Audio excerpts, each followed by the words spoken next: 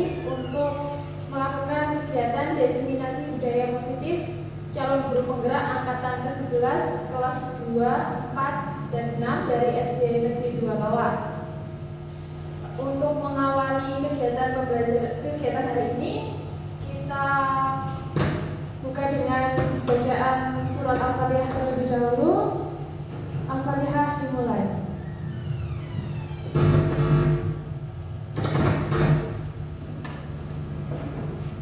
Terima kasih disampaikan. Saya akan menjelaskan rangkaian acara pada kegiatan ini. Yang pertama ada sambutan dari Ibu Kepala Sekolah, Ibu Deni. Selanjutnya ada penyampaian materi dari Bapak Yusman Gita Azhari selaku penyampai materi pada kegiatan ini. Dan selanjutnya yang ketiga yaitu penutup. Untuk mengawali kegiatan ini, yang pertama dari sambutan Kepala Sekolah. Untuk Ibu Deni, kami persilakan. Assalamualaikum warahmatullahi wabarakatuh. Yang terhormat Bapak Ibu Dewan Guru SD Negeri 2 Lawak, yang saya hormati Pak Yusman selaku CGP Angkatan 11 yang pada hari ini mau menyampaikan diseminasi modul 1.4 tentang budaya positif. Bapak Ibu yang saya hormati, alhamdulillah pada pagi hari ini kita masih diberikan kenikmatan yaitu berupa kesehatan sehingga dapat melaksanakan kegiatan pada pagi hari ini dengan diberikan kelancaran.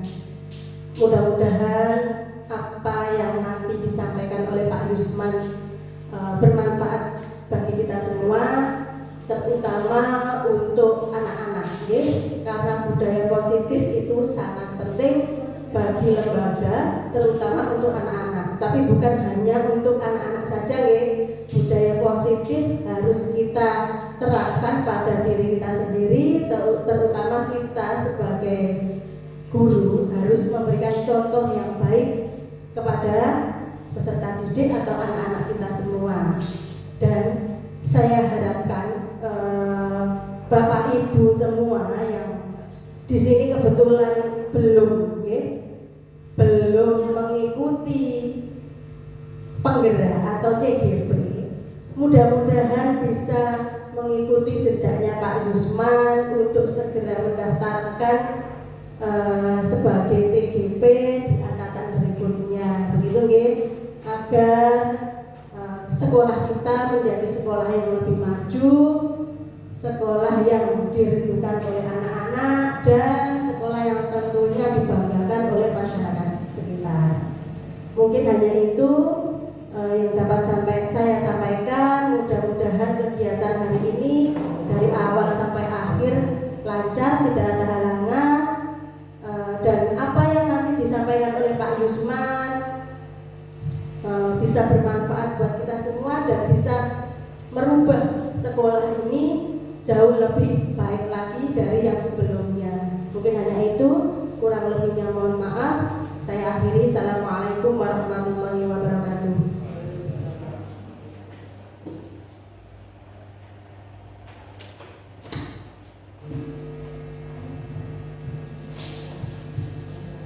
Sampaikan terima kasih kepada Bu Deni.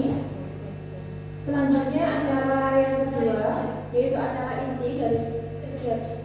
Terima kasih kepada Bu Deni karena sudah memberikan sambutan. Acara selanjutnya yaitu acara inti dari kegiatan ini, yaitu penyampaian materi dari Bapak Yusman Gita Azhari SPD pada acara diseminasi budaya positif calon guru penggerak angkatan 11 kelas 246 Lamongan SD Negeri 2 Lawak. Kepada Bapak Yusman Gita Azhari SPD kami persilakan.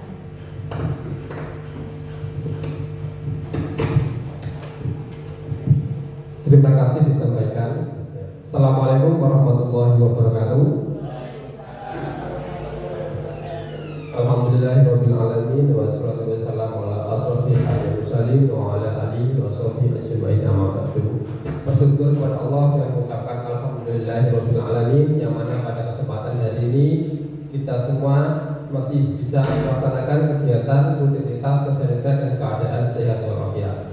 Bersalawat kepada Rasulullah dan mengucap Allahumma sholli ala sayyidina Muhammad wa ala ali sayyidina Muhammad. Bapak Guru SD Negeri 2 yang saya hormati, izinkanlah saya Yusman Gita Azhari, calon guru penggerak angkatan 11 kelas 246. Dan di kelas 246 ini sebenarnya ada dua kelompok, yaitu 246A dan 246B. Saya tergabung di kelas 246B. Nah, untuk saat ini saya sedang melakukan pendidikan guru penggerak. Nah, untuk hari ini saya akan mempresentasikan tentang modul 1.4 terkait dengan budaya positif. Nah, dalam modul 1 itu terdapat 4 materi, ada modul 1.1, 1.2, 1.3, dan 1.4. Ya, yang keempat ini adalah materinya adalah tentang budaya positif. Ini termasuk modul yang boleh dibilang modul yang paling umum di antara modul 1.2, 1.3 lah. Dari sini budaya positif nanti kita akan belajar tentang bagaimana cara kita menangani anak-anak yang bermasalah. Langsung saja ini terkait dengan budaya positif. Ini ada sebuah pertanyaan dari apakah Bapak atau Ibu guru setuju bila, nah ini tidak usah dijawab tapi hanya sekedar refleksi aja. Ya, ini yang pertama adalah apakah hukuman dapat mendisiplinkan siswa. Nah ini ada kata hukuman, ini yang pertama. Kemudian yang kedua adalah apakah pemberian hadiah dapat meningkatkan prestasi dalam artian prestasi siswa. Ini kan biasanya ada hadiah, misalkan ada juara 1, 2, 3 hadiah. Tapi yang pertama adalah tentang hukuman. Kemudian yang ketiga adalah guru harus bisa memberi solusi untuk setiap siswa yang bermasalah. Saya yakin setiap lembaga itu pasti ada masalah untuk karakter siswa. Hampir semuanya itu ada masalah. Di sini pun juga ada. Mesti setiap tahun itu muncul satu mesti ada. Ya. Kalau nggak ada berarti ya bubar ya sekolah itu ya. Kemudian yang berikutnya adalah guru berperan sebagai teman bagi siswa. Ini posisinya adalah sebagai teman. Nah, di sini ya. Ini ada sekedar apa ya? Pertanyaan pemantik. Nah, ini adalah kompetensi lulusan yang dicapai dalam mempelajari tentang modul 1.4 ini. Ini saya lanjut aja. Nah, ini adalah tentang visinya. Nah, ini guru memahami pentingnya menguasai kebutuhan belajar di lingkungan yang memfasilitasi seluruh individu di sekolah agar dapat meningkatkan kompetensinya secara aman dan nyaman. Kemudian guru mampu menggerakkan komunitas sekolah untuk bersama-sama mengembangkan dan mewujudkan visi sekolah yang berpihak pada murid dan berlandaskan nilai-nilai kebajikan universal. Ini ada kata-kata menggunakan komunitas. Saya yakin di lembaga kita juga ada sebuah komunitas yang istilahnya disebut dengan kombel, komunitas belajar. Kemudian capaian pembelajaran umumnya adalah, nah ini saya next saja. Nah, nanti kita yang fokusnya di capaian pembelajaran khususnya. Nah, ini adalah capaian pembelajaran yang khusus. Yang pertama adalah menjelaskan konsep budaya positif yang berdasarkan pada konsep perubahan paradigma stimulus respon ke teori kontrol serta nilai-nilai kebajikan universal yang dijabarkan penerapannya pada modul ini. Berarti ini tentang dengan nilai-nilai kebajikan universal. Yang berikutnya adalah menjelaskan konsep mana disiplin, keyakinan kelas, hukuman, penghargaan, 5 kebutuhan dasar manusia, restitusi dengan 5 posisi kontrol guru serta segitiga restitusi dan menerapkannya dalam ekosistem sekolah yang aman dan berpihak kepada murid. Kalau di sini bicara tentang restitusi, kayaknya kemarin kita kalau ikut pengimbasan ini ada, ternyata materinya diambilkan dari sini. Nah, ada yang ikut pengimbasan di SMP juga pasti tahu nih. Nah, ini segitiga restitusi. Nah, nanti kita pelajari bersama ya. Kemudian yang berikutnya adalah menyusun strategi aksi nyata yang efektif dengan mewujudkan kolaborasi beserta seluruh pemangku kepentingan sekolah agar terciptanya budaya positif yang dapat mengembangkan karakter murid. Kemudian yang terakhir adalah menganalisis secara reflektif dan kritis penerapan budaya positif di sekolah dan mengembangkannya sesuai kebutuhan sosial dan murid. Nah, ini adalah konsep utama modul 1.4 tentang budaya positif. Yang pertama, disiplin positif dan nilai-nilai kebajikan universal. Yang kedua adalah teori, motivasi, hukuman, dan penghargaan restitusi. Kemudian yang ketiga adalah tentang keyakinan kelas. Yang keempat adalah kebutuhan dasar manusia dan dunia berkualitas. Yang kelima adalah 5 posisi kontrol. Yang keenam adalah segitiga restitusi. Ini adalah terkait dengan budaya protein yang kita pelajari pada hari ini. Ada 6 materi. Yang salah satunya kemungkinan kemarin sudah dipelajari tentang ini, segitiga restitusi. Saya yakin sudah sedikit tahu tentang segitiga restitusi. Nah, sekarang disiplin positif dan nilai-nilai kebajikan universal. Nah, perubahan pembelajaran. Di sini ada pembelajaran dengan paradigma baru dirancang berdasarkan prinsip pembelajaran yang diferensiasi sehingga setiap murid belajar sesuai dengan kebutuhan dari tahap perkembangan untuk mewujudkan profil pelajar Pancasila. Kalau kita belajar di sini ada tentang profil pelajar Pancasila. Kalau Purwokerto sudah berorientasi ke ini profil pelajar Pancasila. Makanya ada istilah P5 itu diambilkan dari ini profil pelajar Pancasila. Nah, di sini adalah ini isinya tentang profil pelajar Pancasila. Ini adalah punya sebenarnya ya. Ini ya. Untuk profil pelajar Pancasila. Ya, makna disiplin. Tadi kan budaya kemudian disiplin. Disiplin dan budaya kita sering dikaitkan dengan tata tertib, teratur, kepatuhan pada peraturan. Ini adalah makna disiplin. Tadi taat dengan segala sesuatu bisa dikatakan disiplin. Kemudian disiplin juga dimaknai menjadi sesuatu yang dilakukan seseorang pada orang lain untuk mendapatkan kepatuhan kita, cenderung menghubungkan kata disiplin dengan ketidaknyamanan. Maksudnya adalah terkadang kita dibuat untuk disiplin tapi kita tidak nyaman. Seolah-olah itu apa ya? Kita itu dibatasi. Nah, gitu ya. Di sini kata disiplin seolah kita mau melakukan sesuatu itu terbatas. Nah, sehingga menimbulkan ketidaknyamanan. Nah, kemudian ya, sebenarnya adalah yang pertama adalah disiplin yang dimaksud adalah disiplin diri yang dapat membuat seseorang menggali potensinya menuju tujuan mulia, sesuatu yang dihargai dan bermakna. Kemudian yang kedua adalah disiplin juga mempelajari cara kita mengontrol diri, menguasai diri dan tanggung jawab untuk memilih tindakan yang sesuai dengan kebajikan universal. Kemudian yang ketiga adalah sebenarnya pendidik, ya, sebagai pendidik tugas kita adalah menciptakan anak-anak yang memiliki disiplin diri yang positif sehingga mereka bisa berperilaku dengan mengacu pada nilai-nilai kebajikan universal dan memiliki motivasi implisif bukan ekspresi. Nah, nilai-nilai kebajikan universal yang pertama itu adalah di sini nilai kebajikan berupa positif manusia merupakan tujuan mulia yang ingin setiap individu. Nilai-nilai tersebut bersifat universal dan lintas bahasa, suku bangsa, agama maupun latar belakang. Maka di sini ada lintas bahasa, suku bangsa, agama, maka dikatakan ini universal. Nilai-nilai yang merupakan payung besar dari sikap dan perilaku kita, nilai-nilai yang menjadi fondasi kita dalam perilaku. Nah, ini adalah nilai-nilai yang ingin dicapai oleh setiap anak Indonesia yang kita kenal dengan profil pelajar Pancasila. Yang pertama adalah ini, beriman, bertakwa kepada Tuhan Yang Maha Esa dan berakhlak mulia.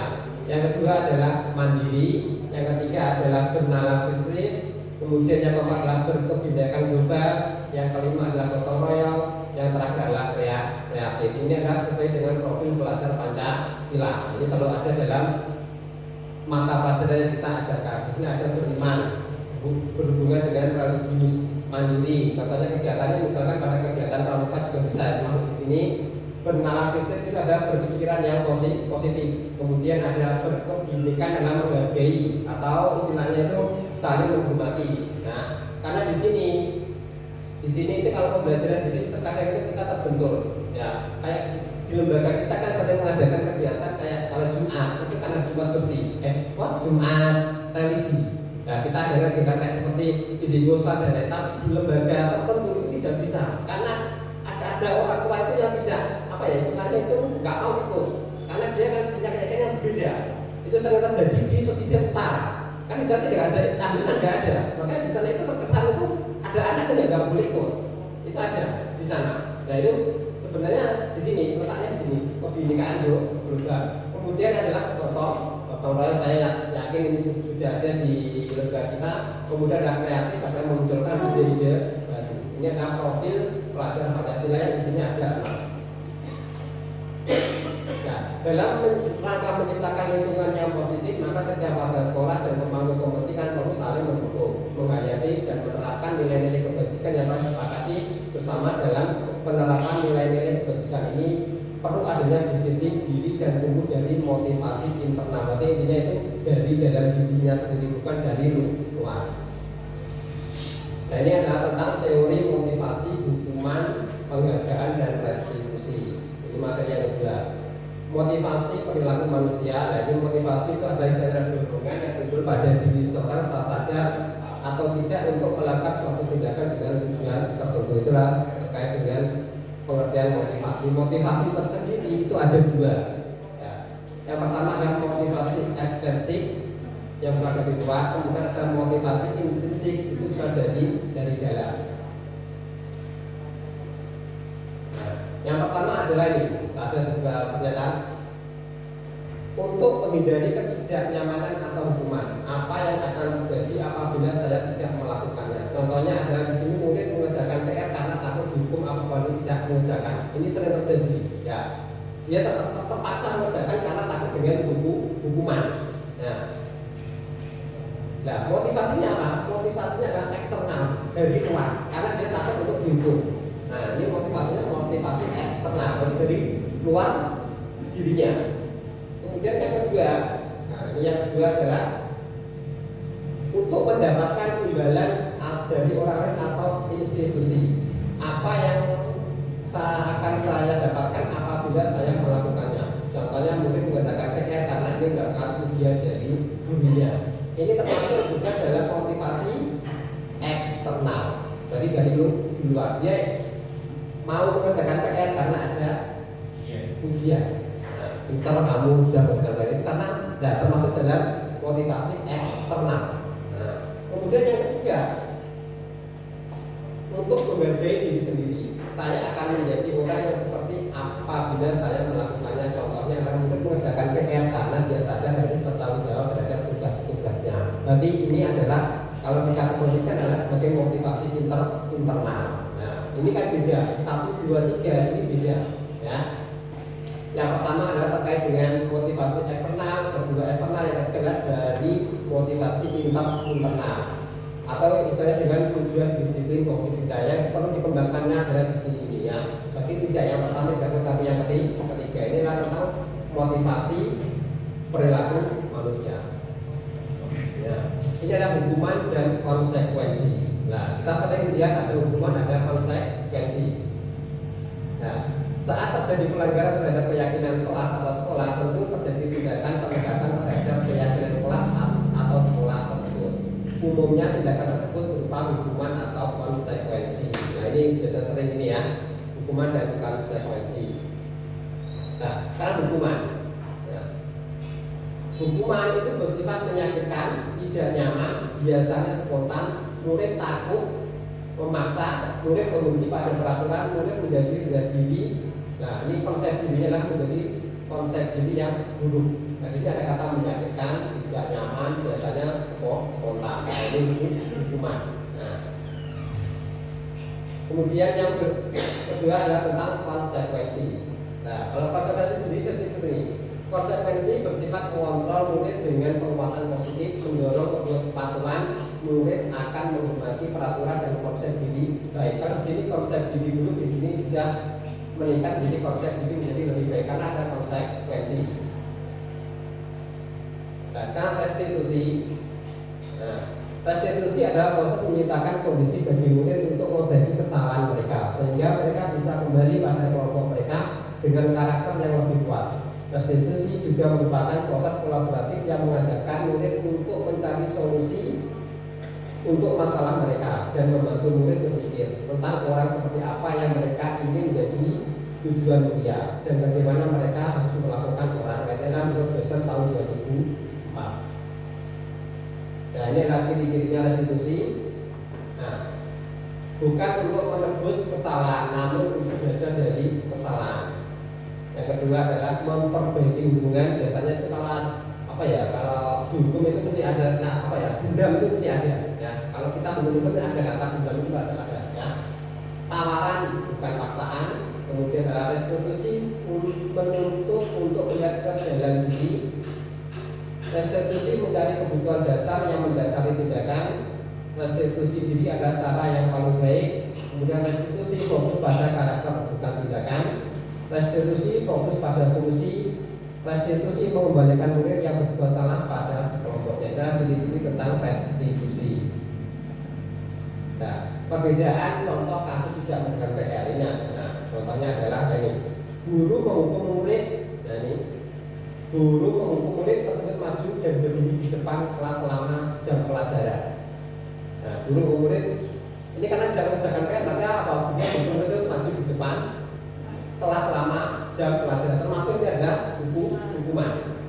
Nah, tadi sudah tahu kan hukuman kan berarti kan yang menyakitkan dan lain-lain tadi ya, hukuman itu ya seperti itu. Kemudian yang kedua, guru memberikan konsekuensi atau disepakati misalkan murid mengerjakan PR saat jam istirahat. Maksudnya saat jam istirahat, yang lain istirahat, ini masih ada satu siswa ini mengerjakan PR sebagai konsekuensinya. Nah, misalkan istirahat jam 9, berarti nanti ada jeda waktu dia tidak perlu istirahat untuk mengerjakan PR. Ini termasuk adalah konsekuensi. Nah, kemudian yang ketiga ini, guru menanyakan alasan tidak mengerjakan PR, menanyakan keyakinan kelas, kesepakatan kelas yang dilanggar dan membantu murid menyelesaikan masalahnya. Dan ini disebut dengan restitusi. Jadi yang ketiga ini sudah beda-beda, tapi kasusnya tetap sama dan cara penanganan juga beda. Yang pertama mendukung, berarti secara fisik. Kemudian di sini konsekuensi, berarti apa? Tetap ada pengerjaan. Yang ketiga di sini adalah mencari solusi dari sebuah permasalahan. Ini terkait dengan restitusi. Nah, kemudian didukung oleh penghargaan. Nah, sering ya kita mau memberi penghargaan kepada siswa yang misalkan dapat masukan apa, dikasih apa ya, dikasih imbalan atau apa kan gitu. Nah, sebenarnya itu termasuk juga dukung. Nah, memberi penghargaan nilainya sama dengan mendukung seseorang. Nah, ini pengaruhnya apa? Ini ada pengaruh jangka panjang, ada pengaruh jangka pendek. Di sini dijelaskan jika diberikan dalam jangka waktu yang lama atau terus menerus maka anak-anak hilang motivasi intrinsik. Nah, dia seolah-olah apa? Dia mau kalau apa? Ini ada intrinsiknya, ya. Pengaruh jangka panjang dan jangka pendeknya. Kemudian penghargaan itu tidak efektif. Nah, jika anak menganggap penghargaan dan tidak mendapatkannya, maka ia akan merasa kecewa, tidak akan berusaha sekeras sebelumnya. Ini adalah terkait dengan penghargaan. Ternyata itu termasuk tidak efektif. Kemudian penghargaan merusak hubungan. Di sini jika anak diberikan penghargaan atau puji di depan orang banyak, maka yang lain akan merasa iri. Teman-temannya iri. Kok gue oleh. Nah, seperti itu ya di sini merusak hubungan. Akhirnya apa? Kadang anak itu apa?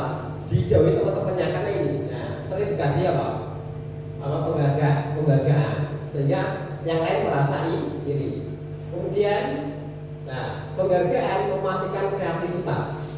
Yang dimana di sini adalah penelitian menunjukkan bahwa pekerjaan menjadi kurang kreatif bila dijanjikan hadiah atau penghargaan karena fokus utama adalah memperoleh penghargaan, bukan mendapatkan hasil yang terbaik. Ini adalah penghargaan mematikan kreativitas. Nah, ya apa istilahnya itu mau berkreatif karena ada sesuatu apa ini hadiah atau penghargaan.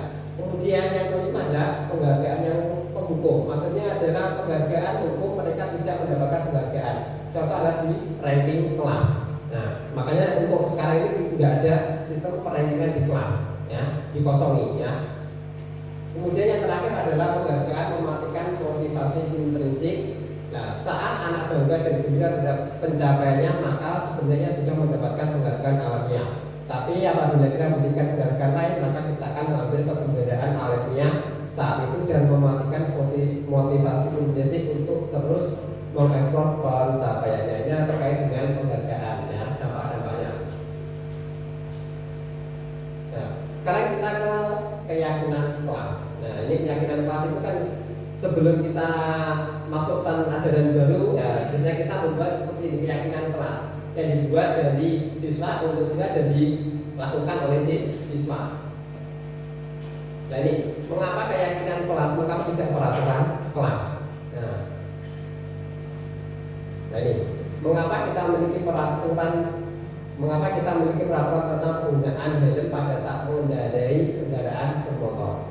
Nah, ini sebuah pertanyaan ya. Mengapa kita memiliki peraturan tentang penggunaan helm pada saat mengendarai kendaraan bermotor? Ini peraturan atau keyakinan? Nah, kalau di sini berarti intinya adalah untuk keselamatan.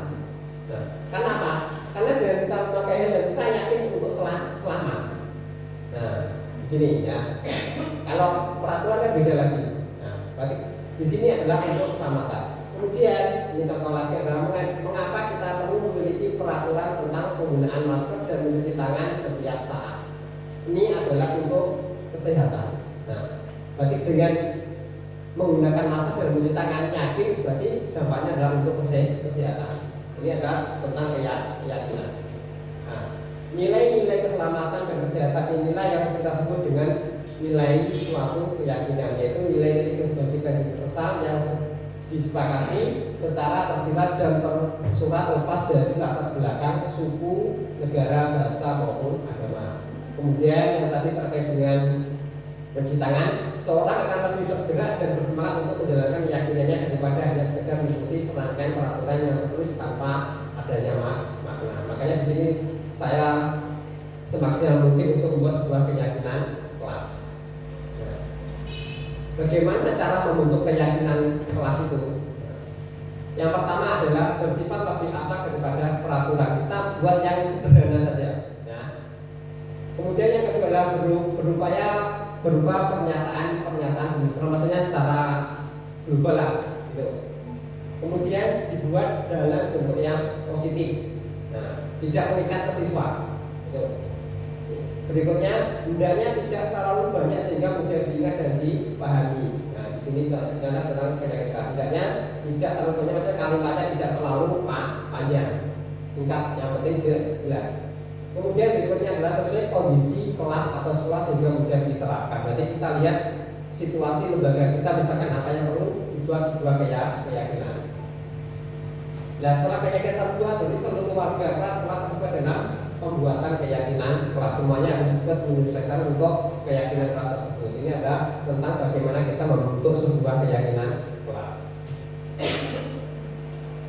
Nah, sekarang kita ke buku yang kemarin yang keempat adalah tentang kebutuhan dasar manusia dan dunia berkualitas.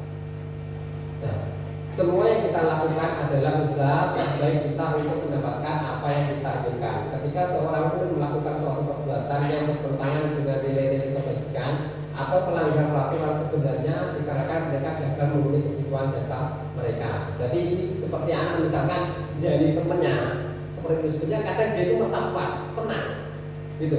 Jadi ya seorang bisa gawe misalnya temannya menjadi nangis, itu ada sebuah apa? Itu sebuah kebutuhan. Nah, tapi kebutuhan yang istilahnya itu apa? Negatif. Nah, yang pertama adalah kebutuhan bertahan hidup. Nah, ini termasuk kebutuhan bertahan hidup pada misalkan ada kesehatan, rumah, makanan, dan kebutuhan biologis adalah sebagai bagian dari proses reproduksi termasuk kebutuhan untuk tetap bertahan hidup. Semuanya ini. Nah, kebutuhan bertahan hidup. Yang kedua adalah kasih sayang dan rasa ingin diterima. Kebutuhan untuk disayangi dan diterima meliputi kebutuhan akan hubungan dan koneksi sosial. Kebutuhan ini adalah keinginan untuk tetap berhubungan dengan orang lain, keluarga, pasangan hidup, teman kerja, binatang peliharaan, dan di kelompok di mana kita bergabung. Berarti kita akan adanya rasa kasih sayang dan rasa ingin diterima dalam sebuah hubungan. Yang ketiga adalah penguasaan. Nah, ini adalah kebutuhan ini berhubungan dengan kekuatan untuk mencapai sesuatu, menjadi kompeten, menjadi terampil, diakui atas prestasi. Kemudian kebutuhan ini memiliki keinginan untuk dianggap berharga, bisa membuat perbedaan, bisa membuat pencapaian, kompeten, diakui dan dihormati. Biasanya ini anak-anak yang berkuasa, kadang dia menguasai apa ya? Istilahnya kadang ada yang dibuat apa ya? Dibuat sebagai apa ya? Istilahnya itu kayak geng, nah seperti itu. Jadi ada namanya ada penguasaan. Dia ingin menguasai situasi yang ada di lembaga. Ya. Ini termasuk juga kebutuhan. Ya. Nah, kemudian ada kebebasan. Nah, kebebasan Kebutuhan untuk bebas adalah kebutuhan akan kemandirian, otonomi, memiliki pilihan dan mampu mengendalikan arah hidup seseorang. Ini kebebasan. Kadang itu anak itu bebas kamu diatur. Misalnya saat PDB itu ada tentang kebebasan. Anak-anak yang kebutuhan kebebasannya tinggi menginginkan pilihan. Mereka perlu banyak gerak, suka mencoba-coba, tidak terpengaruh orang lain dan senang mencoba hal yang baru dan menarik. Berarti dia ingin kebebasan. Ya, di sini ada anak-anak apa? Ingin, suka mencoba hal-hal yang baru. Kemudian ada kesenangan, kebutuhan untuk merasa senang. Nah, ini kebutuhan untuk mencari kesenangan, bisa bermain, tertawa, itu ada terkait dengan kesenangan. Kemudian anak-anak dengan kebutuhan dasar kesenangan yang tinggi biasanya ingin menikmati apa yang mereka lakukan. Jika anak misalkan bermain, ketika dia ingin menikmati kesenangannya. Ya. Kemudian posisi kontrol. Nah, ini ada 5. Yang pertama adalah penghukum. Yang kedua adalah pembuat rasa bersalah. Yang ketiga adalah teman. Yang keempat adalah pemantau. Yang kelima adalah manajer. Nah, ini nanti kita ada videonya terkait dengan posisi kita. Nah, apakah nanti posisi kita ini sebagai penghukum atau pembuat rasa bersalah, atau teman, atau pemantau, atau manajer. Jadi manajer ini bukan kelas juga, tapi kita sebagai guru kelas itu harus juga manajer di kelas. Nah, manajer di sini. Dan nanti kita bisa lihat ada videonya terkait dengan posisi kontrolnya. Dan nanti Bapak Ibu bisa menanalisis dari video itu. Yang mana posisi kita pada saat ini? Apakah sebagai manajer, atau pemantau, atau teman, atau pembuat rasa bersalah, atau penghukum? Nah, kalau dia mati ya paling sering yang ini, yang pertama kayaknya loh. Saya lanjut saja karena ini ada yang lebih jelas ada tentang ada videonya. Nah, ini ada ciri-ciri dan dampaknya. Kemudian ini ada suara nada tinggi, bahasa ini ya nih, mata melotot, jadi menunjuk. Nah, ini terkait dengan tadi yang ngomong tadi. Saya lanjut saja ini ya, bukan masalah bersalah.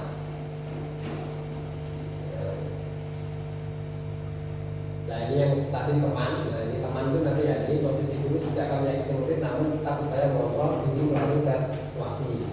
Kemudian yang keempat adalah pemantau. Ini ada pemantau yang mengawasi apa yang terjadi.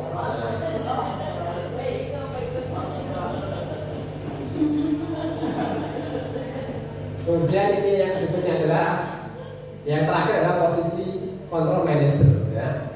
Ini ya posisi di mana guru berbuat sesuatu bersama dengan murid. Misalkan murid menjauhkan perilakunya mendukung murid agar dapat menemukan solusi atas permasalahan sendiri adalah tentang posisi kontrol.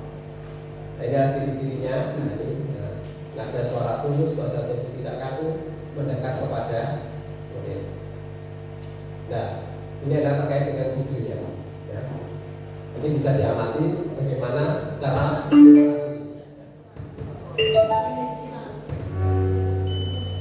Salam bahagia Ibu dan Bapak Guru hebat. Dalam penerapan disiplin positif restitusi, salah satu program yang dikembangkan adalah 5 posisi kontrol. 5 posisi kontrol dalam restitusi adalah proses perjalanan seorang pendidik agar dapat mengenali dirinya. Pada video kali ini, kita akan membahas tentang 5 posisi kontrol yang dikembangkan oleh Diane Gosset dan contoh penerapannya.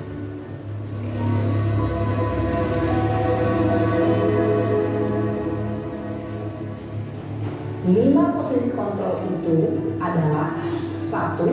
Posisi penghukum, 2. Posisi pembuat merasa bersalah, 3. Posisi teman, 4. Posisi pemantau atau monitor, dan 5. Posisi manajer. Untuk lebih memahami kelima posisi tersebut, mari kita saksikan kasus Naren yang terlambat hadir 20 menit di sekolah dan melihat bagaimana kelima posisi kontrol dalam menghadapi masalah tersebut.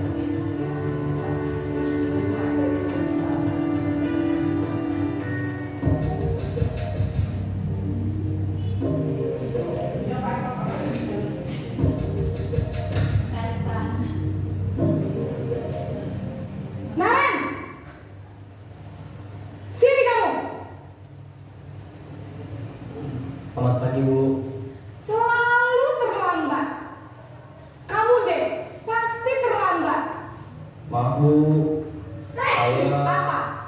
Apa coba? Alasan kamu apa lagi? Kapan sih kamu tidak terlambat? Malas sekali ya kamu jadi anak.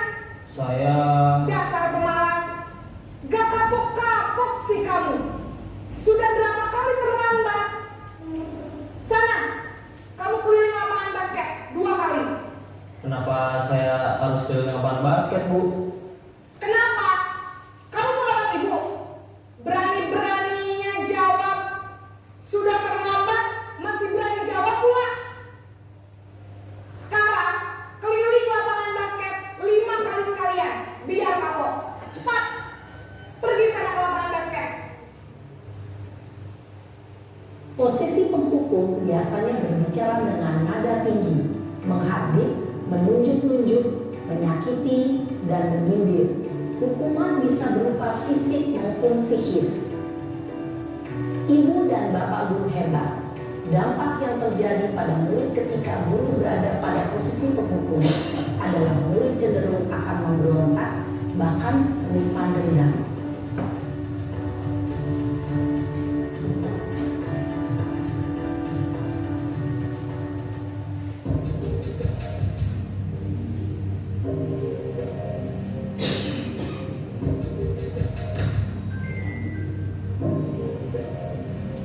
Naren!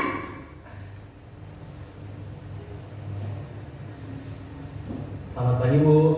Naren, kamu kenapa terlambat lagi, nak? Ya Tuhan, Naren, kamu senang ya bikin ibu susah ya? Kalau kamu terlambat lagi, nanti ibu yang ditegur bapak kepala sekolah, nak. Disangka ibu tidak bisa membina kamu. Duh, gimana ini?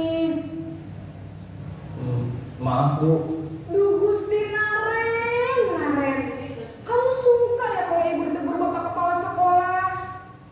Terus, sekarang ibu harus tulis apa yang di buku absen? Udah terlambat bangun lagi.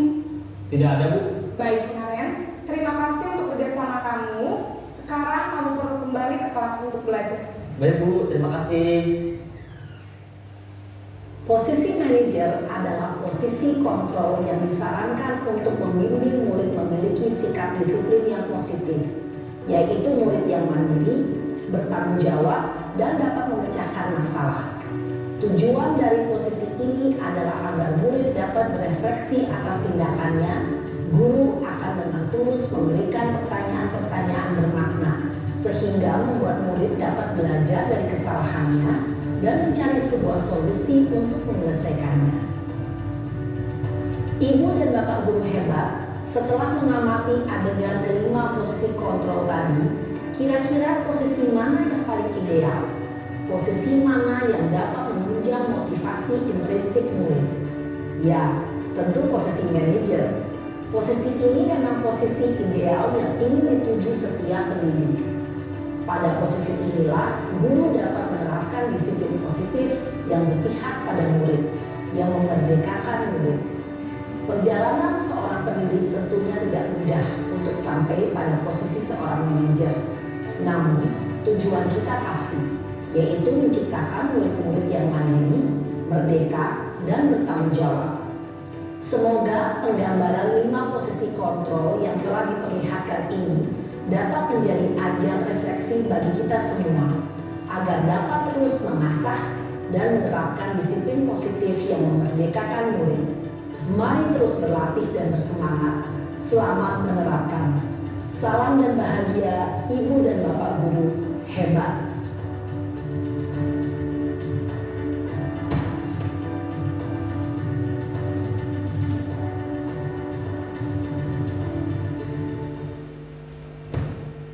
Itu tadi adalah gambaran tentang posisi kontrol kita sebagai seorang pendidik ya.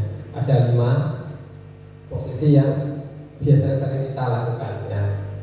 Bapak Ibu guru bisa menganalisis sendiri di mana posisi kita sekarang, apakah yang nomor 1, nomor 2, 3, 4 atau yang kelima. Yang diharapkan dari video tadi adalah kita diposisikan sebagai seorang manajer.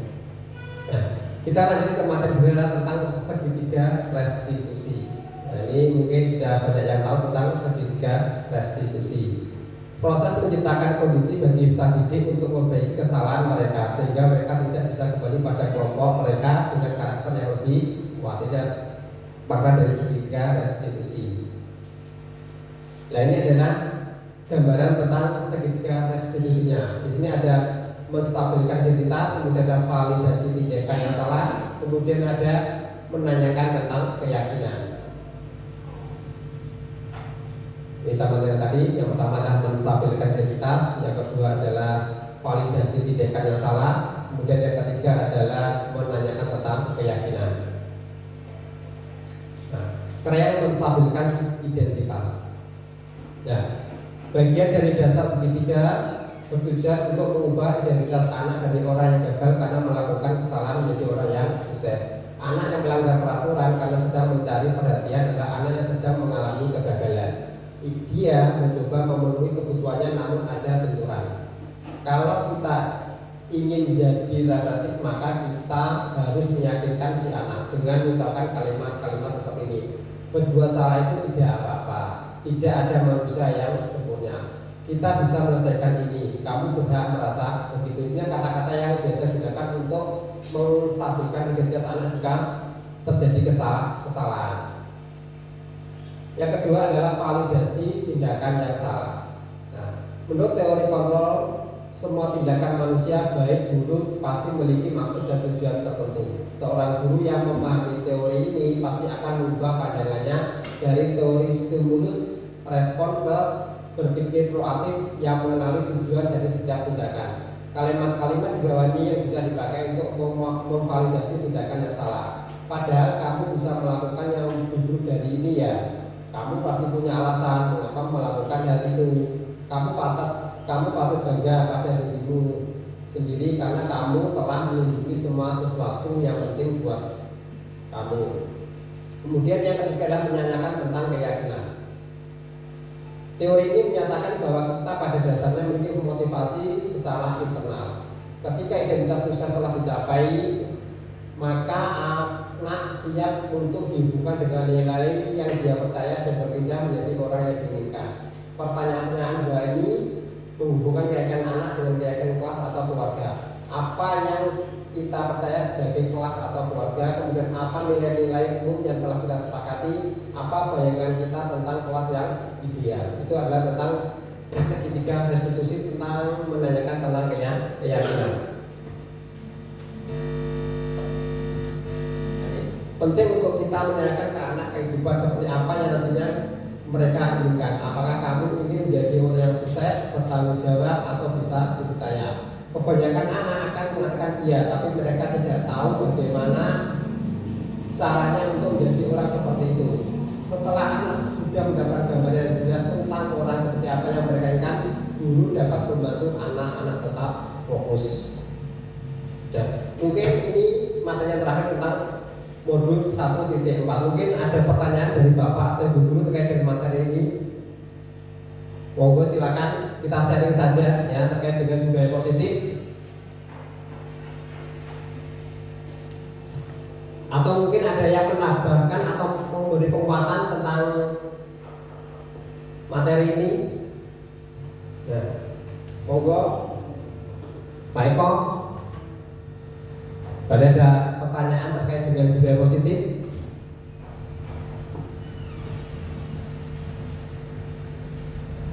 Atau mungkin yang lain?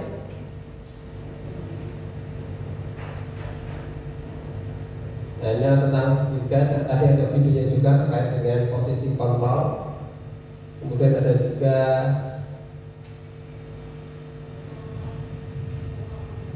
nah, ini tadi tentang posisi kontrol kita ya. Nah, mungkin ada yang perlu ditanyakan, silakan.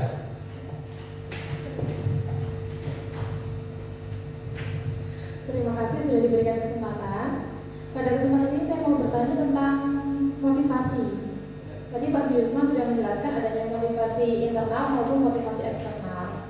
Nah, yang saya mau tanyakan, motivasi internal dan motivasi eksternal yang seperti apa contohnya yang bisa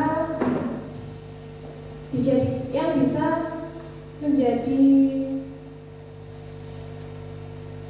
salah satu faktor pewujudan disiplin positif di lingkungan sekolah itu bisa terlaksana secara maksimal, baik dari gurunya maupun dari peserta didik maupun dari wali murid.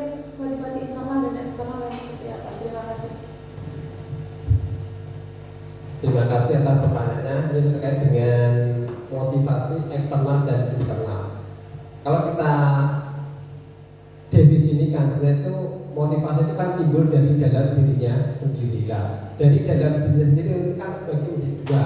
Ada yang eksternal, ada yang internal. Nah, gambaran aja seperti ini kan, ini ada contohnya tentang kegiatan kita sehari-hari misalnya. Ya, di sini kan terkadang kita memberikan contoh kan yang kedua adalah memberikan PR. Nah, di situ kan ada. Nah, murid mengerjakan PR karena takut dihukum apabila tidak mengerjakan. Intinya itu kan anak mau mengerjakan PR, berarti kan intinya itu dia takut. Saya tidak mengerjakan PR, berarti saya akan dihukum. Bukan karena dia benar-benar tanggung jawab dengan apa yang diperintahkan oleh gurunya. Padahal mengerjakan PR salah satu untuk menambah ilmu pengetahuan kita sebenarnya, untuk pengetahuan si anak sebenarnya. Ya, berarti dia intinya untuk menambah ilmu kan tidak ada, dia hanya takut untuk dihukum. Nah, kemungkinan di sini nanti kan timbul juga masalahnya di sini dihukum. Kemudian dia mengerjakan PR, tapi bisa saja untuk temannya yang penting dia mengerjakan PR untuk menghindari hukuman. Yang penting dilihat di bukunya, oh sudah mengerjakan, sudah dia bebas dari hukuman. Karena kenapa? Misalkan ini karena apa? Karena ini kan ada kata dihukum. Nah, kemudian dihukum ini karena apa? Sudah menjadi sebuah tradisi kemungkinan di kelas itu. Nah, kalau tidak mengerjakan PR dihukum, akhirnya Anda juga ikut apa? Mengerjakan. Tapi kadang satu kelas itu jawabannya sama semuanya. Nah, karena ini tadi takut dengan hukuman. Nah, ini termasuk motivasi eksternal. Kemudian yang kedua ini adalah karena ini datang ujian. Nah, berarti dia ingin misalnya caper, cari perhatian kepada gurunya. Nah, kemungkinan ini juga bisa. Dia mengerjakan, ya, dia mengerjakan, tapi nggak semuanya sama tidak, tapi dia ingin mendapatkan ujian. Nah, ini adalah termasuk motivasi eksternal. Kemudian yang ketiga ini adalah karena dia tahu tentang apa tanggung jawabnya sebagai seorang murid. Dia mengerjakan benar-benar karena ingin menambah pengetahuan sehingga dia bisa mengerjakannya dengan cara membaca atau yang lainnya. Jadi dia tidak mengharapkan karena tidak dia merasa takut, dia tidak merasa ingin dipuji, dia tadi benar-benar dari dirinya sendiri. Ada istilahnya ada motivasi internal. Nah, itu tentang pengertian atau tentang definisi dari motivasi eksternal dan internal beserta dengan contohnya. Mungkin itu yang bisa saya jelaskan untuk ini. Mungkin ada yang lain terkait dengan ini tadi. Monggo. Monggo Bu.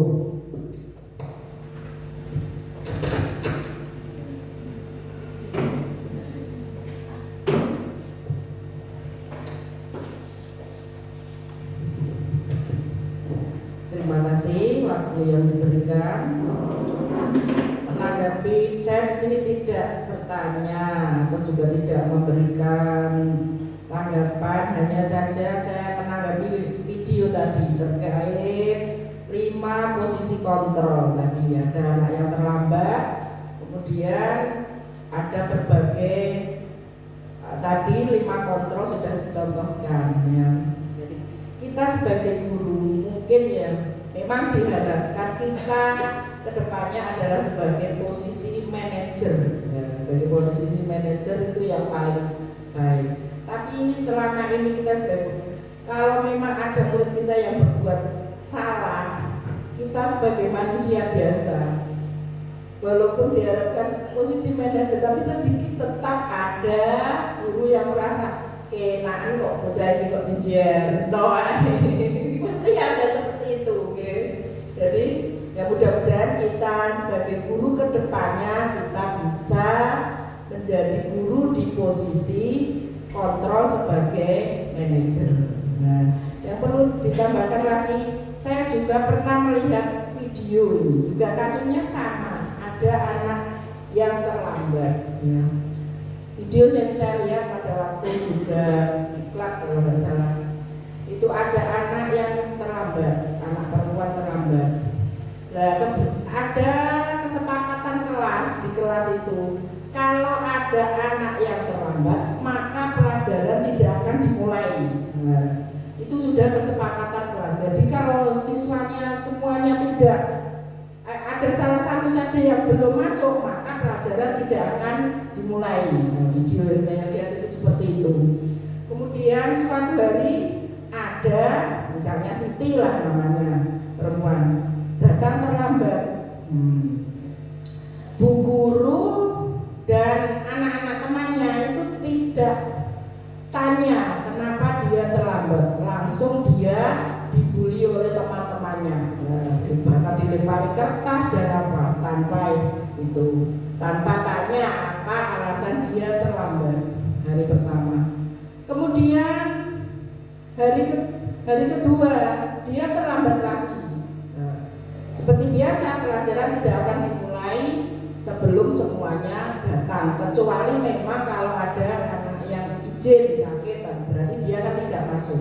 Tapi kalau tidak izin berarti kan dia masuk tapi masih terlambat. Juga seperti itu hari kedua. Kemudian tanpa ditanya dia langsung dibully, gurunya juga langsung biasa seperti biasanya sini. Kemudian hari ketiga dia terlambat lagi. Nah, di hari ketiga itu kemudian karena teman-temannya sudah berulang, yang sudah ketiga kalinya terlambat terus, dia kemudian bercerita. Pada hari pertama dia tidak masuk, itu ternyata ibunya di rumah sedang sakit. Dia di rumah sedang sakit keras. Sehingga dia perlu merawat ibunya dulu. Di situ dia hanya tinggal bersama ibunya, hanya seorang diri. Jadi dia merawat ibunya dulu, memberi makan dan sebagainya. Baru dia datang ke sekolah. Kemudian di hari kedua dia terlambat lagi karena dia harus mengantarkan ibunya ke rumah sakit. Ibunya sudah sakit parah, jadi dia ke rumah sakit dulu mengantar ibunya, sudah posisi ibunya di rumah sakit, kemudian ditinggal, sudah dititipkan ke perawat, ditinggal, akhirnya dia tetap sekolah. Di hari ketiga dia terlambat lagi karena ibunya meninggal. Dari cerita itu satu kelas itu langsung bapak dan ibu guru serta murid-muridnya menangis.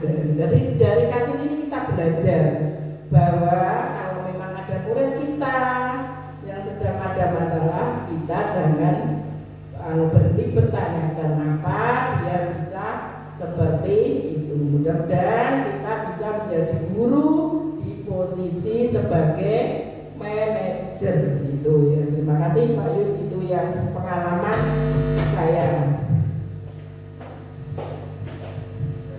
Terima kasih atas masukannya dari Bu Ispati ini. Tadi yang terkait dengan yang pertama, ya ini yang terkait dengan posisi kontrol. Memang kalau kita amati ya, seringkali kita menghukum karena kita itu sebenarnya itu masih terobsesi, sebenarnya kita itu pendidikan yang masih zaman dulu. Nah, dulu itu kan anak, kamu nggak boleh saya hukum, seperti itu zaman dulu. Tapi zaman dulu itu kan anak dihukum itu tanpa orang tua, tanpa ikut campur tangan. Mereka enjoy aja nggak apa-apa. Soalnya pada waktu itu pendidikan benar-benar diserahkan kepada pihak sekolah. Sekarang dihukum nggak apa-apa, tujuannya untuk memperbaiki karakter pada waktu itu. Nah, tapi sekarang sudah beda lagi. Ini ada kasus juga, teman saya itu baru saja kemarin itu P3K. Dari lembaganya kan dipindah ke lembaga baru. Nah, kemudian dia itu di lembaga baru itu menemukan salah satu anak itu yang over misalnya. Misalnya nakalnya itu minta ampun seperti itu. Tanpa basa-basi, tanpa ada pertanyaan, tanpa ada apa ya istilahnya itu menanyakan kenapa dia nakal, itu nggak ada, langsung dia dieksekusi. Nah, kemudian si anak ini lapor ke orang tuanya, akhirnya apa? Ujung-ujungnya apa? Nggak tahu kalau orang tuanya melaporkannya si guru ini ke kepolisian. Nah seperti itu. Makanya benar kata Chris tadi, kita harus kalau ada masalah apapun kita harus menggunakan yang namanya segitiga restitusi. Di situ adalah pemecahan titiknya. Ya, misalkan kalau misalkan kita ketemu anak, misalkan pada saat kita upacara, ada anak kok enggak tiap upacara kok tidak bawa topi terus itu kenapa? Nah, perlu ditanyakan di situnya. Apakah dia memang nggak punya atau bukan punya tapi nggak tahu tempatnya? Nah itu perlu dipertanyakan. Kalau seperti itu terus kan jadinya kan kalau kita ambil tindakan kan juga kita yang salah. Nah itu. Kemudian untuk posisi-posisi ini ya yang paling diharapkan adalah sebagai manajer ya, karena kita tahu bahwa pendidikan kita itu yang dulu dan sekarang itu sudah beda. Karena menurut Ki Hajar Dewantoro itu pendidikan anak itu sesuai kodrat dan zamannya. Ya, kita dulu belajar dengan sekarang sudah beda. Ya, dulu kita belum kenal namanya budget HP. Sekarang anak sudah mengenal, ya kan? Bedanya di situ. Dulu seolah-olah guru itu adalah digugu dan ditiru karena informasi yang terbaik itu adalah dari guru. Makanya sekarang itu enggak, kita apa ya, untuk pengetahuan aja kita bisa browsing. Anak-anak juga bisa kasih PR nanti nggak tahu jawabannya, kita sudah di browsing sudah tahu untuk sekarang ini. Tapi zaman dulu kan belum ada. Makanya ya kita disuruh untuk sebagai seorang manajer karena kita mengikuti perkembangan zaman sekarang ini. Kalau kita selalu dengan posisi pertama pemukul, ya mungkin kita akan bersangkutan dengan penegak hukum seperti ini. Ya paling tidak lah 1-2 ini dihindari. Karena apa yang penghukum ini ya saya pernah ya sharing lah dengan anak-anak yang sudah keluar. Ternyata yang diingat di sini itu adalah guru-guru yang sering istilahnya itu membuat dia apa ya? Istilahnya itu kesal, jengkel. Itu yang diingat malah. Nah, saya pernah dihukum suruh minta maaf, itu ingat betul di memori mereka. Sampai dewasa teringat terus. Ya, itu. Makanya kan kadang di sini tadi kalau penghukum mungkin ada timbul rasa dendam. Ini juga terjadi, ada kasus juga ini, ya. Itu sampai kemudian ditaruh gara-gara ya ini tadi. Cerita sampai sama itu ada anak SMP itu main dia itu nakalnya bukan karena dia mau pakai terus, kemudian suatu ketika anak ini itu nggak ngapain, dia biasa. Ada masalah di kelas, kemudian salah satu guru masuk, langsung yang anak ini tadi sering berulang, langsung dieksekusi.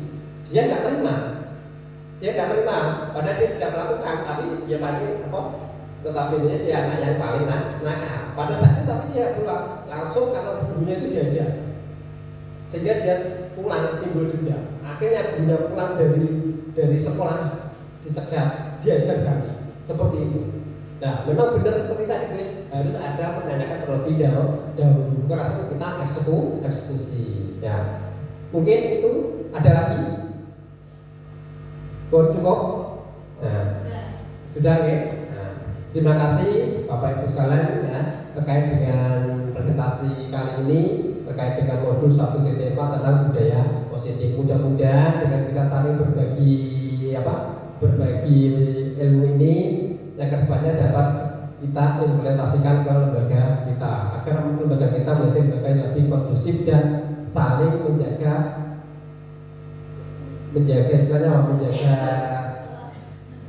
jangan sampai adalah maksudnya itu nggak ada kejadian yang sangat fatal, karena ada lembaga itu yang sampai berusaha dengan penegak hukum karena kita salah menerapkan sebuah posisi kontrol. Ya, cukup dari saya. Mungkin ada salah kata, saya minta maaf yang sebesar-besarnya, dan saya akhiri istinad sirul mustaqim. Assalamualaikum warahmatullahi wabarakatuh.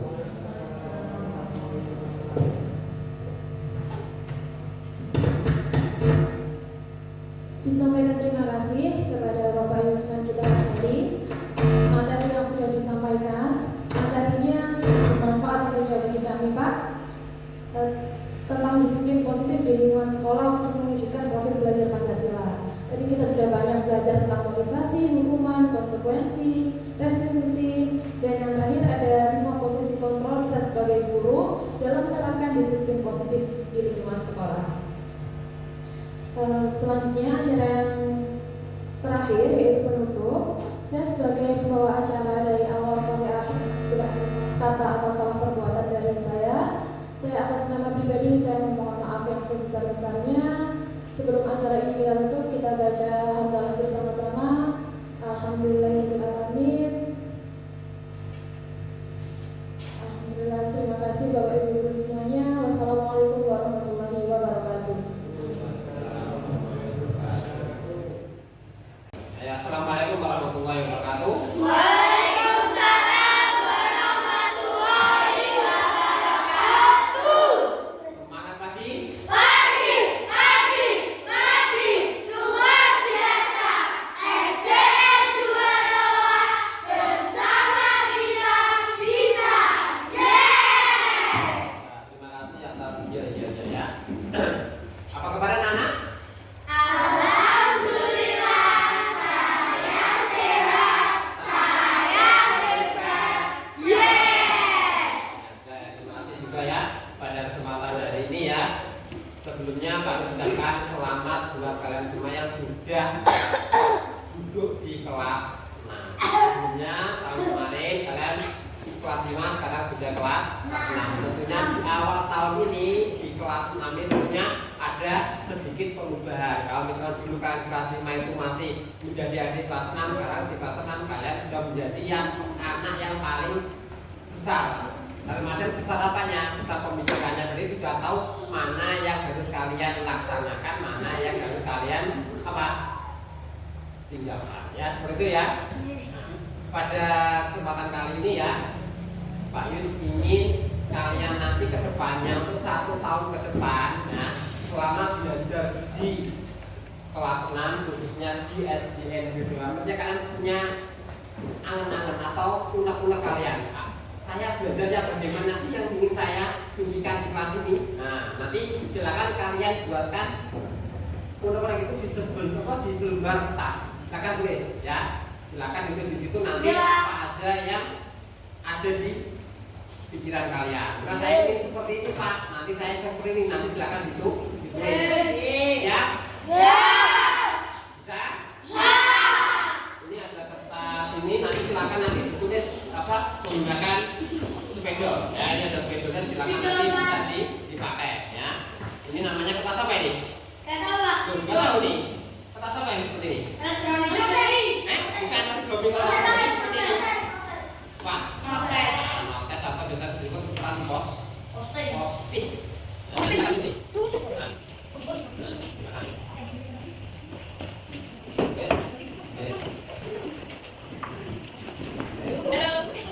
Nanti kalau sudah ditulis nanti langsung ditempel di apa? Ini ada papannya.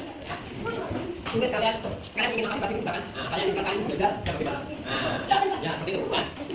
Silakan tulis.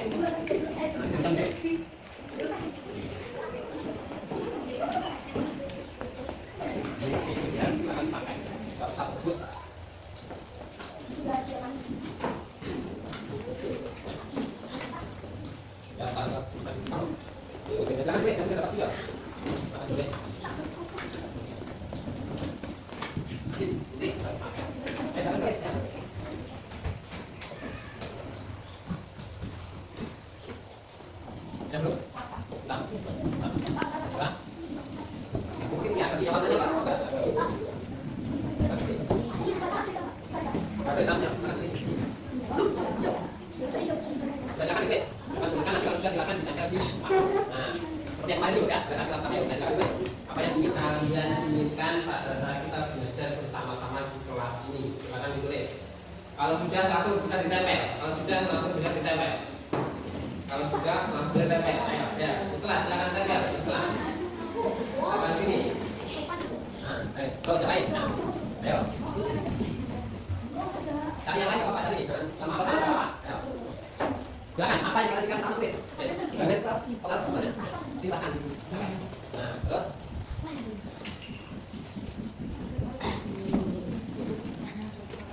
silakan.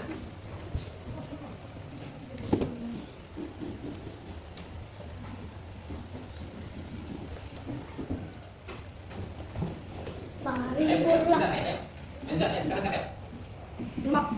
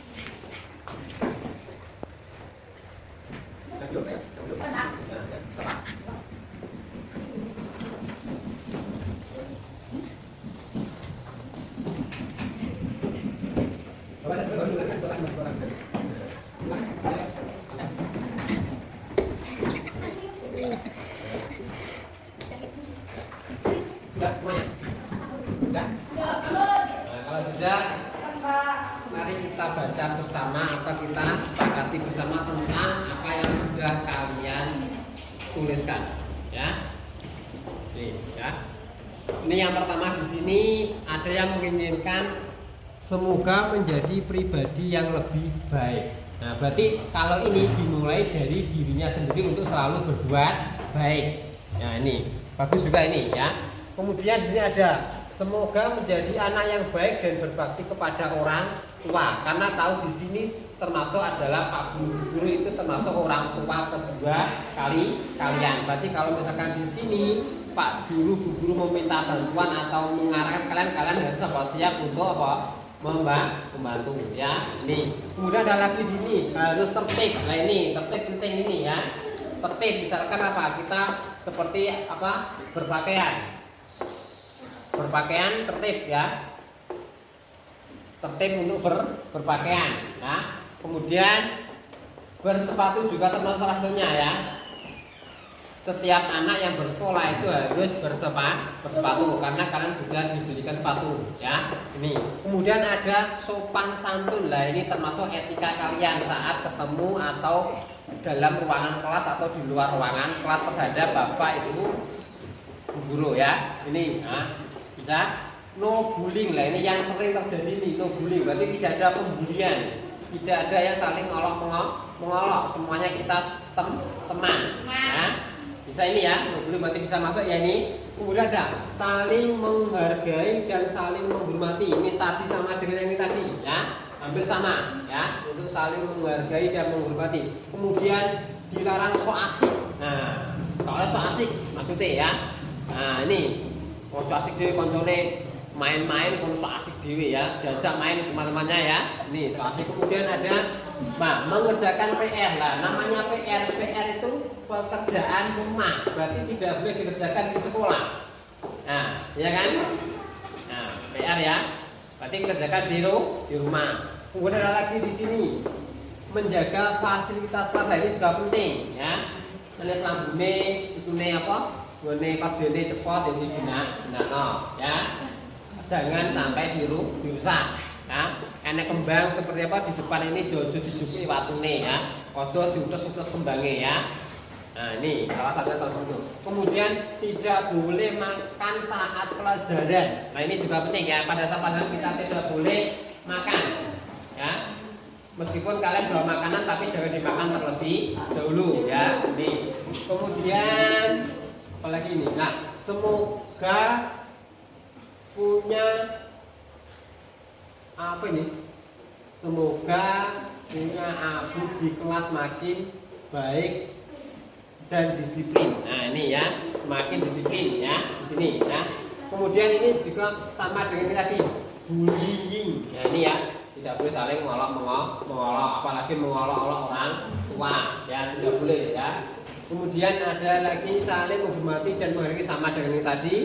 Nah, terus ini yang terakhir adalah semoga di kelas 6 saya bisa menjadi kakak kelas yang baik dan bisa membanggakan orang tua. Maksudnya itu menjadi contoh bagi adik kelasnya. Kan selalu dikasih tahu oleh Pak Guru atau Bu Guru apa? Sampean berikan contoh yang baik kepada adik-adik kalian. Contohnya gini sampean ya, misalkan sampean itu sampean wayahe apa jenenge? Wayahe duduk-duduk kemudian ada sampah. Sampean ambil, sampean letakkan di tong sampah atau tempat sampah. Itu tadi dilihat adik kelas sampean ya. Dilihat toh, maka sama niru sampean sama itu termasuk apa? Sudah berbuat baik, menularkan kebaikan. Aku lebih luar kok adik sampean terus sampai kapan sampean juga akan mendapatkan apa? Imbalan, gitu ya. Nah dari sekian ini kira-kira tujuh soal enggak nih? Ayo, sepakat apa enggak nih? Menjadi pribadi yang baik bisa masuk ini? Masuk. Bisa? Bisa ya. Nah, tadi sama untuk berbuat lebih baik. Kemudian ini juga sama, semoga menjadi anak yang baik itu hampir sama dengan yang ini. Kemudian harus tertib. Nah ini tertib ya. Bisa sopan santun juga bisa, no bully juga bisa, saling menghargai sama dengan yang tadi. Kemudian ini mengerjakan PR lah ini ya. Kalau di bawah apa ada PR yang dikerjakan di rumah. Kemudian ada menjaga fasilitas kelas juga bisa. Kemudian stop bullying tadi juga sama dengan ini. Kemudian saling menghargai dan saling menghormati, membuang sampah pada tempatnya juga termasuk salah satu kesepakatan kita. Berarti sudah ada tempat sampah, berarti nanti apa harus dibuang di tempat sampah. Kemudian ini yang terakhir adalah menjadi kakak kelas yang baik. Nah, dari sekian ini tadi nanti dituliskan, dibuat seperti apa ya? Seperti kayak hiasan gitu, nanti silakan kalian variasi sendiri, nanti ada alatnya, di sini ada alat kertas origami ya ini nanti ya, silakan terus lagi yang kalian tulis ini tadi ya. Berarti ini sepakat semua ya? Sepakat? Sepakat bisa dilaksanakan? Bisa sampai akhir tahun? Bisa. Nah, bisa nggih? Nah, sekarang ini kertas origami silakan dituliskan seperti yang kalian tulis di depan ini ya, tapi sama kasih hiasan. Nanti sepedanya bisa gantian dengan teman yang lain. Kan saya ingin warna merah, dikasih merah, itu sama bawa sepeda warna hitam, ya. Silakan pakai saja.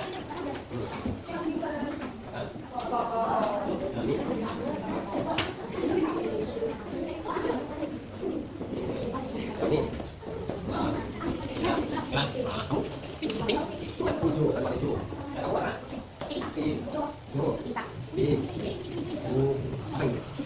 Yang lain apa? Biru. Belakangnya tadi dikasih jasa. Setelah saya kasih jasa, silakan di potong silakan kasih di.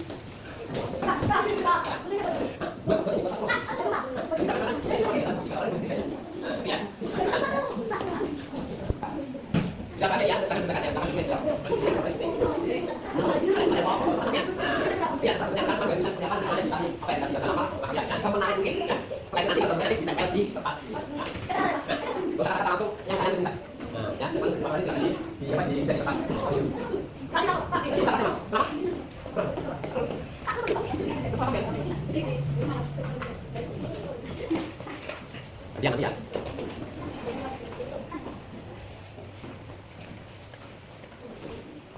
Mungkin gue dalam pesan ibadah. Pesan. Lagi.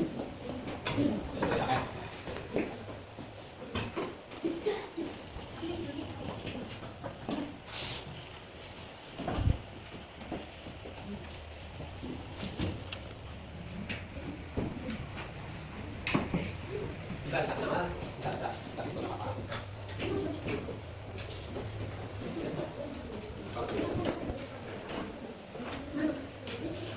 Selesai. Nanti kalau satu mau juga dapat menambahkan kesepakatannya di pasal di atas. Selanjutnya akan di ada ini akan dari sini. Kalau semua ada kita sudah bikin jalan yang bagian belakang sini ada di sini. Ya.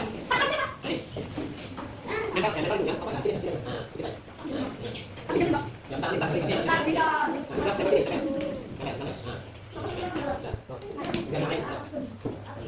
Mana seperti ini.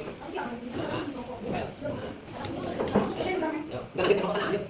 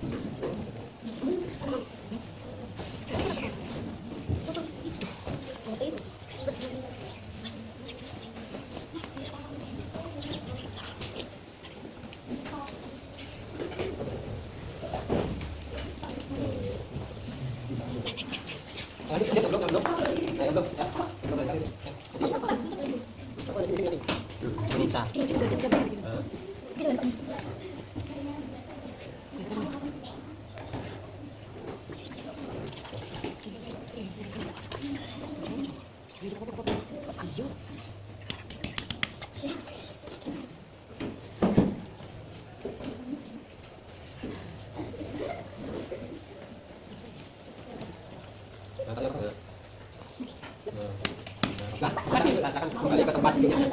Nah ini ya, kembali ke tempat. Ini adalah ini adalah contoh kesepakatan kelas yang sudah kita buat. Nanti Pak sampaikan bimbing, ya nanti silakan kalian tanda tangani di sekitar hasil karya yang kalian tulis. Ya silakan tanda tangan itu ya nanti ya. Berarti ini kan yang dibaca nanti kalian sebagai atas ini ya, tanda tangani ya. Berarti ya.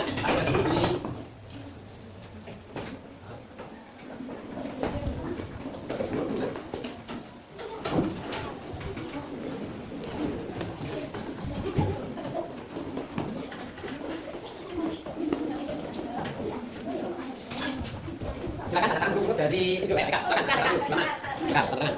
Tadi kan tadi kemana? Silakan bukan tanda tangan ya, ya apa tanya apa? Ayo lanjut kemudian berikutnya ya, ayo lanjut. Terus ayo lanjutnya ya, coba ya lanjut. Berikutnya. Kemudian ya terus. Terus ya lanjut lagi. Ya, yang belakang, setelah ya, setelah. Dari mana Pak? Udah lanjut ayo. Ayo, ini. Terus ayo, kemudian.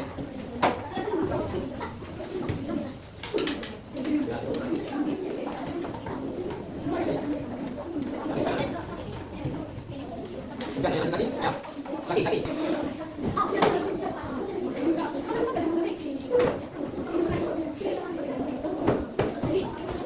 Lanjut ya. Baik. Terus ya, sudah. Lanjut ya, lanjut. Kemudian.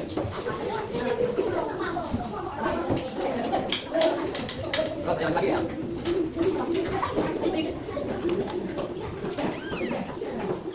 Lanjut, lanjut. Terus ya.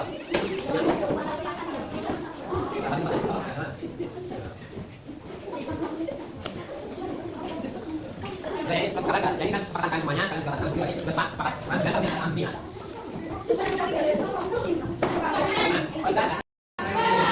Kembali ke padunya masing-masing. Sekarang ini ya. Ini tadi kita sudah membuat sebuah kesepakatan ya. Tolong ini nanti ya untuk kedepannya kalian harus sudah sepakat bahwa ini kesepakatan kita bersama ya, harus kita laksanakan bersama ya. Mudah-mudahan ini kesepakatan ini bisa membuat kita semua menjadi lebih baik ya. Mungkin ini pelajaran yang dapat diambil pada hari ini, mudah-mudahan bermanfaat bagi kita semua. Saya akhiri, assalamualaikum warahmatullahi wabarakatuh. Ini adalah evaluasi tentang kegiatan belajar kalian. Nah, untuk sesuai dengan informasi kemarin, dalam hari ini kita akan melaksanakan ulangan harian mata pelajaran matematika. Untuk aturannya nanti ya, sebelum selesai ya kalian tidak boleh keluar dulu ya. Nah, paham ya ini ya? Keluar dulu sebelum kalian selesai ya. Tunggu waktu sampai benar-benar selesai. Kalau misalkan kalian sudah selesai nanti bisa masih dikoreksi kembali. Tidak boleh awal keluar terlebih dahulu sebagai waktu kita atur kita sesuaikan dengan aturan yang berlaku lah. Kemudian kalau disiapkan untuk alat tulisnya sudah siap semuanya? Sudah ya. Berarti kita nanti durasinya satu jam ya. Tapi 1 jam nanti kalian bisa mengerjakan soal matematika dengan apa? Dengan apa? Benar. Terus kemudian nanti jangan lupa namanya ditulis terlebih dahulu. Nanti kalau nggak ada namanya, Pak Is bingung untuk mengkoreksi soalnya ya. Saya bagikan untuk soalnya. Silakan bisa langsung isi namanya.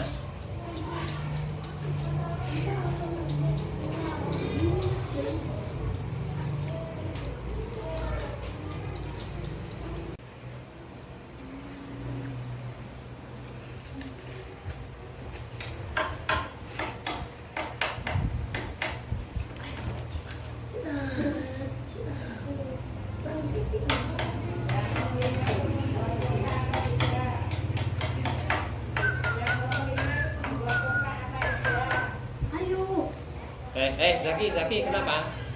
Sudah selesai tak? Sudah lah, sini dulu, depan sini dulu. Sini, depan sini. Zaki, kenapa kok bergaul sama Liza? Saya pengen cepat istirahat, Pak. Sudah selesai lah ruangannya? Sudah. Sudah, yakin benar? Benar. Yakin benar? Yakin. Kalau kamu kok bergaul sama Liza tadi maunya pengen apa? Pengen cepat istirahat. Kan waktunya masih panjang, waktu masih berat. Saya kan sudah selesai. Ya, sudah direvisi. Sudah. Kalau tulisan tadi sudah selesai belum? Belum, Pak. Belum. Nah, seharusnya kamu itu tidak boleh ganggu temannya yang belum selesai. Kalau sudah selesai, kalau kamu apa? Diteliti terlebih dahulu. Tadi kan di awal kan sudah ada kesepakatan bahwa sebelum waktu yang ditentukan berakhir tidak boleh apa? Istirahat terlebih dahulu. Ya. Nanti besok lagi tidak boleh apa? Diulangi lagi ya, sesuai dengan apa? Kesepakatan jawab dia apa? Sekolah nanti harus sesuai dengan waktu yang telah ditentukan ya. Besok lagi berarti tidak boleh diulangi lagi saat kegiatan ulangan dan atau apapun ya. Coba silakan kembali lagi.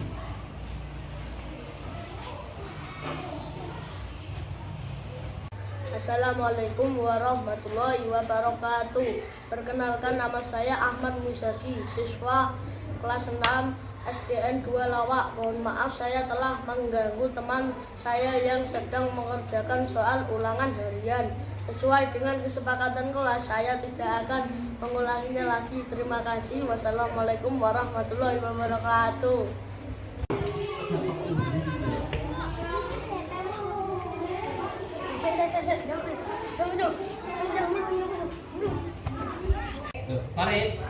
Farid, kok nangis? Sini.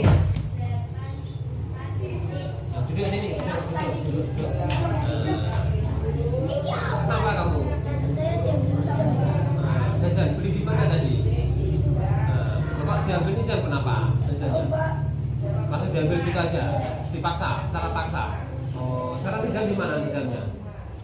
Nggak tahu. Sudah tunggu sini ya, nanti ya. Nah, ini ada ini dah. Nah, siapa ini? Mas siapa ini? Zaki ya. Tolong Mas Zaki tolong panggilkan Nizam ya. Nizam ya. Tolong ya. Panggilkan. Ini loh Pak, ini coba. Kenapa Pak? Sini ya. Duduk. Nah, kenapa tadi kan ada laporan dari teman kamu, katanya kamu ngambil makanannya Farid. Nah, sekarang Pak Usanya, kenapa kok kamu ambil makanannya Farid? Saya itu bawa uang saku 7.000 Pak. Semuanya saya beli buat mainan. Nah, berarti kamu dari tadi pagi sampai ini enggak belum makan sama sekali. Nah, kemudian kamu ambil makanannya Farid itu. Nah, Betul Pak, saya minta ya dikasih Pak. oh nggak dikasih. Terus saya ambil semuanya. Nah, terus akhirnya Farid nangis, kamu nangis ya? Nangis. Nah, kamu tadi sakunya berapa Farid? Sakunya berapa? 5.000. Nah, terus diberikan makan semua, tinggal 2.000, kemudian diambil sama Nizam ini tadi. Nah, sekat. Nizam, tadi kamu telah meminta jajan kepada Farid. Ya, perbuatan kamu itu sebenarnya tidak boleh, sesuai dengan keyakinan bahwa setiap orang itu harus bisa menghargai orang lain. Nah, untuk itu nanti Katanya kalau kamu dikasih uang satu, jangan dibelikan mainan semuanya ya, sisakan untuk beli makanan. Kamu tidak lapar. Nah, untuk itu kali ini kamu harus apa, minta maaf kepada Farid. Silakan minta maaf. Farid, saya minta maaf. Nah, ya, itu ya. Nanti besok lagi tidak boleh diulang lagi ya, janji ya. Nah, Assalamualaikum warahmatullahi wabarakatuh. Perkenalkan, nama saya Nizam, siswa kelas 6 dari SDN 2 Lawak. Mohon maaf saya telah minta jajan teman secara paksa kepada teman yang bernama Farid. Saya dengan kesepakatan kelas yang telah kami buat, saya tidak akan mengulanginya lagi karena saya tidak menghormati semangat teman. Terima kasih. Wassalamualaikum warahmatullahi wabarakatuh.